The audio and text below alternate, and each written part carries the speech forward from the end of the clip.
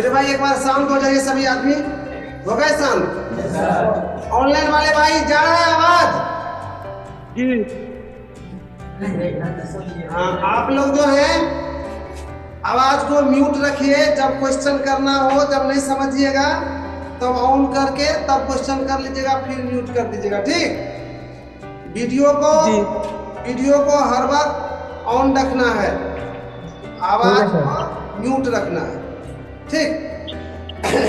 तो सभी आदमी दोनों मैंने ऑनलाइन ऑफलाइन दोनों ध्यान दीजिए। आज पढ़ाएंगे हम 10th के भूगोल इकाई 1 का अध्याय 2 का शेष फसल चक्र। वैसे फसल चक्र पर हमने पिछले क्लास में आपसे विस्तार पूर्वक हमने वार्तालाप किए थे और बताए भी थे कि फसल चक्र क्या है, बताए थे ना? yes, sir। और आज भी पुनः एक बार हम संक्षेप में कुछ सेकेंड में फसल चक्र के संबंध में आपको बताने जा रहे हैं। मेरे भाई फसल चक्र का तात्पर्य है कि दो अन्य फसल के बीच एक दलहन फसल लगाकर खेती करना फसल चक्र कहलाते हैं। अर्थात खेत में अदल बदल कर फसल लगाने की क्रिया फसल चक्र कहलाते हैं। या कहिए कि एक वर्ष के अंदर एक खेत में 3 फसल किया जाता है और 3 फसल जो होता है उसमें 2 फसल के बीच में एक दलहन फसल लगाकर जब हम खेती करते तो उसी को फसल चक्र कहते हैं। चक्र मतलब होता है घूमना, रोटेशन। अर्थात एक ही फसल जब हम बार बार लगाएंगे तो फसल चक्र नहीं हुआ। फसल चक्र हुआ कि एक खेत में अदल बदल कर फसल लगाएंगे तो उसको कहा जाता है फसल चक्र। लेकिन फसल चक्र का मुख्य उद्देश्य होता है मेरे भाई कि बीच में एक दलहन फसल लगाना। अर्थात कोई भी फसल लगा दीजिए, बीच में एक दलहन फसल लगाकर जब खेती करते हैं तो उसको कहा जाता है फसल चक्र या फसल चक्र कहा जाता है। एक बार फिर से सुन लीजिए, फसल चक्र या फसल चक्र क्या है? एक खेत में एक वर्ष के अंदर अदल बदल कर फसल लगाना, अर्थात 2 अन्य फसल के बीच एक दलहन फसल लगाकर खेती करना फसल चक्र कहलाता है या फसल चक्र कहलाता है। अब आता है सवाल कि इस तरह से खेती क्यों करें? किसान अपने मन से खेती करेगा, जो मन होगा फसल लगेगा। तो फिर ये क्यों कर रहा है, या हम क्यों कर रहे हैं, या कृषि के विद्वान क्यों कर रहा है कि इस तरह से खेती कीजिए? मेरे भाई इस तरह से खेती जब किया जाता है तो बहुत सारे लाभ होता है। उन लाभों को मैं बता रहा हूँ। लाभ को बताने से पहले मैं बता दूं, इस पर आधारित क्वेश्चन एक पूछा जाता है सोशल साइंस में। वो पूछा जाता है कि फसल चक्र मृदा संरक्षण में किस तरह सहायक है, अर्थात मृदा को बचाने में फसल चक्र किस तरह से सहायक है। तो मृदा को बचाना मतलब क्या मैंने बताया था। मृदा को बचाने का मतलब हो गया यहाँ पर कि उसके कटाव को रोकना या उसके उत्पादन क्षमता में जो कमी हो रही है उसको रोकना क्या कहलाता है? मृदा को बचाना। तो ये कटाव को तो नहीं, लेकिन मृदा के उत्पादन क्षमता में जो कमी आती है उसको ये रोकता है। कौन? ऐसा कौन सा काम करता है फसल चक्र की मृदा के उत्पादन क्षमता में रोकता है? राइट। ये क्या होते हैं, दो जो अन्य फसल के बीच में जो दलहन फसल लगाते हैं तो दलहन फसल से बहुत सारे फायदा होता है। क्योंकि दलहन फसल के जड़ में राइजोबियम नामक जीवाणु पाए जाते हैं जो नाइट्रोजन छोड़ते हैं और जमीन में नाइट्रोजन पूरा कर देते हैं। जबकि नाइट्रोजन अति महत्वपूर्ण फसल के लिए तत्व है जो फसल को बढ़ने में सहायता करते हैं। अगर नाइट्रोजन नहीं रहे तो फसल वो हो जाएगा जिस तरह से लोग ने आजकल भुट्टा होने लगा, नट्टा फट्टा, उसी तरह से झरकुंडी हो जाएगा फसल। तो झरकुंडी से बचाने के लिए, लंबा करने के लिए, उसको बढ़ने के लिए नाइट्रोजन अति आवश्यक है। और वही नाइट्रोजन की पूर्ति कौन करते हैं? दलहन फसल।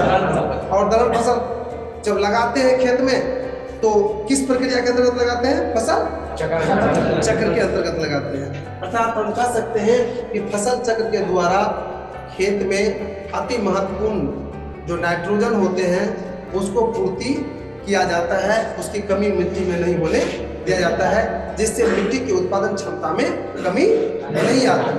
राइट। तो शायद फसल चक्र क्या है समझ गए, और फसल चक्र से क्या फायदा होता है वो भी समझ गए, और आपने ये भी समझ गए कि फसल चक्र किस तरह से मिट्टी के या मृदा के संरक्षण प्रदान करते हैं या संरक्षण में सहायता करते हैं।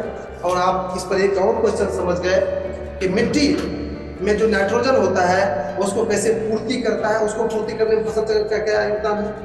और आप बायोलॉजी में पढ़े होंगे, उसमें है नाइट्रोजन का स्थिरीकरण, अर्थात इससे क्या होता है, नाइट्रोजन स्थिर करता है, अर्थात भूमि में नाइट्रोजन को घटने नहीं देता।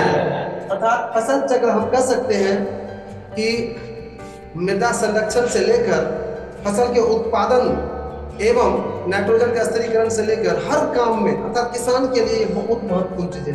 अतः किसान को खेती इसी विधि से करना चाहिए। तो समझ गए फसल चक्र? Yes sir. आप लोग भी समझ गए? Yes sir. Yes sir. चलिए समझ गए तो प्रेम से इसको आप नोट कर लीजिए, नोट कीजिए आप लोग। खेत में अदल बदल कर फसल लगाने की क्रिया को फसल चक्र कहा जाता है। खेत में अदल बदल कर फसल लगाने की क्रिया को फसल चक्र कहा जाता है। अर्थात दो अन्य फसल के बीच एक दलहन फसल लगाकर खेती करने की क्रिया फसल चक्र या फसल चक्रण के नाम से जाने जाते हैं। Paragraph change. मृदा संरक्षण में फसल चक्र का काफी अधिक योगदान रहता है। मृदा संरक्षण में फसल चक्र का काफी अधिक योगदान रहता है। इसके अंतर्गत जब दलहन फसल बीच में लगाई जाती है तब दलहन फसल के जड़ में उपस्थित राइजोबियम नामक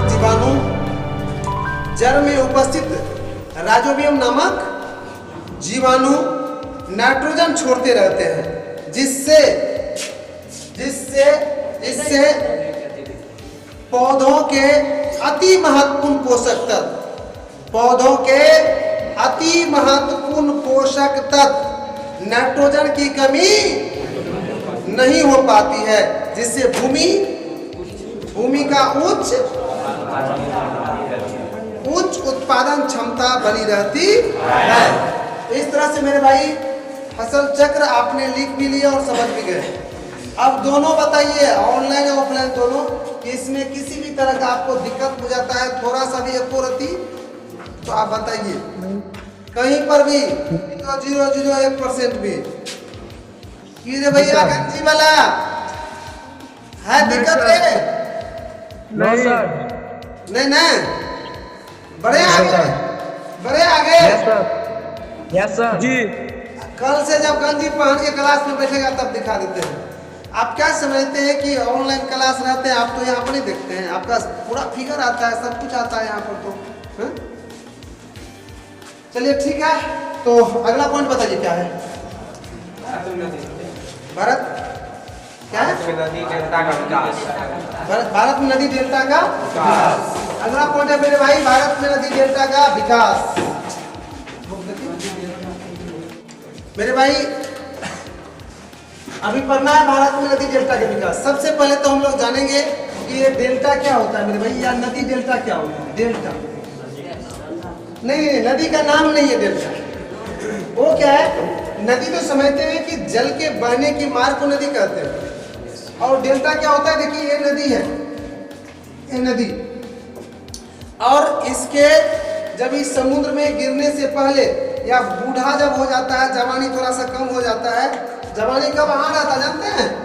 नदी ऐसे जैसे ऐसे निकला पर्वत पर से, यहाँ से पर्वत पर से नदी निकला है, तो ये वाला जवानी वाला भाग हो गया नहीं, और यहाँ जब आया थोड़ा सा बूढ़ा हो गया, तो इसमें क्या होता है? उसमें जो कोई जलोढ़ होते हैं, कुछ जो मिले होते हैं, वो यहाँ जमा हो जाते हैं। रुक गया तो उसको पानी को इतना ताकत नहीं कि इसको साथ बहा के लेके चल जाएगा, पूरी चीज अटक गया। यहाँ और भी चीज आके अटक गया, ये अटकते रहता, लास्ट में जाके बन जाता है ऐसे बन जाता है। ऊपर से जो देखेंगे तो ऐसे आकर के बन जाता है, ये बीच में, जिसको हम लोग छींट भी कहते हैं। ठीक, इसको ज्योग्राफी की भाषा में कहते हैं डेल्टा। अब ये बारिश पानी इधर से आती है कि सीधा जाने के लिए नहीं पाता, पूर्व है ना। अब पानी ने मतलब भूमि में गिरता है ना, मतलब है ना कि तो मेरे से फिर नहीं गेल नहीं तो कह दे के गए तो बीच में फिर कोनो चीज अटके रहली, बड़ा है तो बड़ा है तो एकरे कहै छै डेल्टा या नदी डेल्टा। तो कह रहे कि भारत में नदी डेल्टा का विकास। तो भारत में नदी डेल्टा का जो विकास होगा, मैं बता दूं आप लोग को, नदी जो निकलती है हिमालय से, मुख्य रूप से हिमालय से जो नदी निकलती है तो सब जाते हैं कहाँ, बंगाल खाड़ी में गिरते हैं, पूरब भाग। इधर अरब सागर में बहुत कम है, नदी नहीं के बराबर है, तो कहाँ जाते हैं, तो जहाँ से निकलते हैं उधर तो पूरा जवान अवस्था में है, तो कहाँ उसी के पास में जाके बनाएगा डेल्टा, कहाँ पर, अतः भारत के पूर्वी क्षेत्र में, ऐसे कहीं ना भारत के पूर्वी तटीय क्षेत्र में, भारत के इस क्षेत्र में नहीं। ये जो हमने बताए थे आप लोगों को, कभी कभी ये बताते, ये वाला भाग जो भारत के ये पूर्वी भाग है, तटीय भाग नहीं, इसी भाग में जाके नदी आके यहाँ पर मिलती है, तो यहाँ पर डेल्टा, यहाँ पर डेल्टा, यहाँ पर डेल्टा। गंगा के मैदान में डेल्टा, गंगा नदी में डेल्टा बना हुआ है, सुंदरबन सुने हैं ना, विश्व के सबसे बड़े डेल्टा। तो शायद समझ में आ गया किधर बना हुआ है, भारत में नदी डेल्टा का विकास भारत के पूर्वी तटीय क्षेत्रों में है, जो कावेरी, कृष्णा, गोदावरी और महानदी के द्वारा बनाया गया है। उसी को कहते हैं नदी डेल्टा या नदी डेल्टा क्षेत्र भी कहते हैं। अर्थात क्लियर हो गया कि भारत के पूर्वी तटीय प्रदेश में नदी डेल्टा का मुख्य रूप से विकास हुआ है, जिसमें से 3-4 नदी का नाम लिया हमने, कृष्णा, कावेरी, महानदी, गोदावरी और गंगा भी ले लीजिए, लेकिन ये 4 नदी मुख्य रूप से हैं। इनके द्वारा नदी डेल्टा का विकास या नदी डेल्टा का निर्माण किया जा रहा है और किया गया है। क्लियर हो गया? तो टाइम है, लिख लीजिएगा, अभी भी टाइम है, कुछ 5 मिनट टाइम है आप लोग के पास, नोट कर लीजिएगा। चलो मेरे भाई नोट करो। तो भारत के पूर्वी तटीय भागों में, भारत के पूर्वी तटीय भागों में नदी डेल्टा का विकास हुआ है। भारत के पूर्वी तटीय भागों में नदी डेल्टा का विकास हुआ है। कौन बिना महानदी, गोदावरी, कृष्णा और कावेरी नदियों द्वारा नदी डेल्टा का विकास पूर्वी क्षेत्र में किया जा रहा है। कौन बिना नदी डेल्टा की भूमि काफी उपजाऊ होती है।